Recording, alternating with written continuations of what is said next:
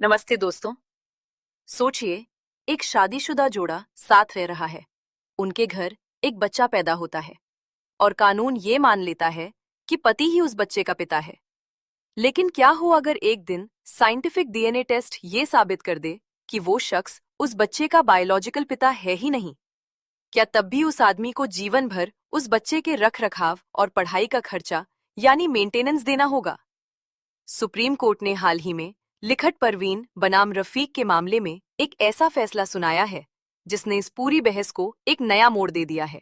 आज के इस वीडियो में हम इसी पेचीदा कानूनी लड़ाई और सुप्रीम कोर्ट के उस रियलिटी चेक के बारे में बात करेंगे जो विज्ञान और कानून के बीच के टकराव को समझाता है।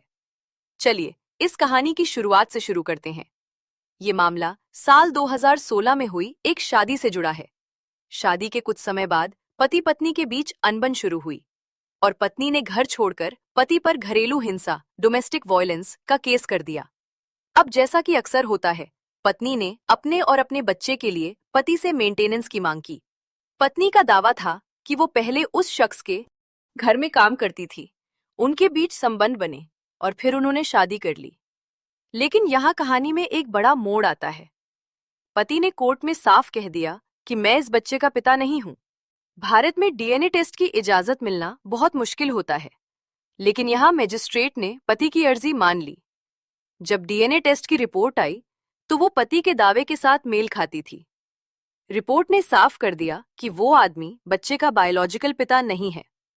अब यहाँ असली कानूनी जंग शुरू हुई।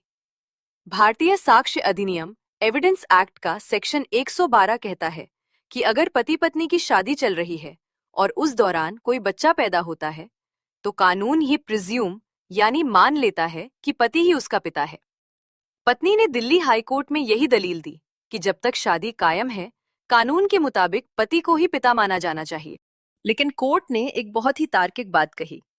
हाई कोर्ट और बाद में सुप्रीम कोर्ट ने माना कि कानून की यह धारणा तब तक काम करती है जब तक हमारे पास कोई पुख्ता सबूत ना हो।